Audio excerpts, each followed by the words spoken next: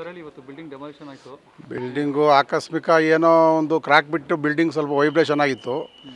ಆದ್ದರಿಂದ ನಮ್ಗೆ ಯಾಕೆ ಮುಂದೆ ಯಾರಿಗೂ ತೊಂದರೆ ಆಗೋದು ಬೇಡ ಅನ್ನೋ ಉದ್ದೇಶಕ್ಕೋಸ್ಕರ ನಾವು ನ್ಯಾಯಬದ್ಧವಾಗಿ ನಗರಸಭೆ ಕಮಿಷನರಿಗೆಲ್ಲ ಮಾಹಿತಿ ಕೊಟ್ಟು ಕಾನೂನುಬದ್ಧವಾಗಿ ಯಾರಿಗೂ ತೊಂದರೆ ಇಲ್ದಂಗೆ, ಯಾರಿಗೂ ತೊಂದರೆ ಆಗದಂಗೆ ಇವತ್ತು ನಾವು ಒಬ್ಬ ಕಾಂಟ್ರಾಕ್ಟ್ದಾರರಿಗೆ, ಲೈಸೆನ್ಸ್ ಹೋಲ್ಡರ್ಗೆ, ಕಾಂಟ್ರಾಕ್ಟ್ದಾರರಿಗೆ ಬಿಲ್ಡಿಂಗ್ ಡೆಮಾಲಿಷನ್ಗೆ ಒಪ್ಪಿಸ್ತೋ. ಆದರೆ ಯಾರಿಗೂ ಏನೂ ತೊಂದರೆ ಇಲ್ದಂಗೆ ಬಿಲ್ಡಿಂಗ್ ಡೆಮಾಲಿಷನ್ ಮಾಡಿದ್ದಾರೆ. ಅವ್ರಿಗಾಗಲಿ ನಿಮ್ಮ ಟಿ ವಿ ನೈನ್ಗಾರಿಗೆ ಎಲ್ಲರಿಗೂ ಧನ್ಯವಾದಗಳು. ಯಾರಿಗೂ ತೊಂದರೆ ಇಲ್ದಂಗೆ ನಮಗೆ ಇವತ್ತು ಬಿಲ್ಡಿಂಗ್ ಲಾಸ್ ಆಗಿರ್ಬೋದು ಹೊರತು ಬಟ್ ಯಾರಿಗೂ ತೊಂದರೆ ಆಗ್ದಂಗೆ ನಮಗೆ ಅನುಕೂಲ ಆಗಿದೆ.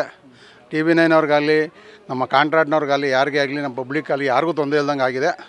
ಭಗವಂತನ ದಯದಿಂದ ಎಲ್ಲರಿಗೂ ಆಶೀರ್ವಾದ ಆಗಲಿ.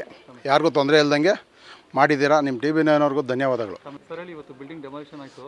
ಬಿಲ್ಡಿಂಗು ಆಕಸ್ಮಿಕ ಏನೋ ಒಂದು ಕ್ರಾಕ್ ಬಿಟ್ಟು ಬಿಲ್ಡಿಂಗ್ ಸ್ವಲ್ಪ ವೈಬ್ರೇಷನ್ ಆಗಿತ್ತು.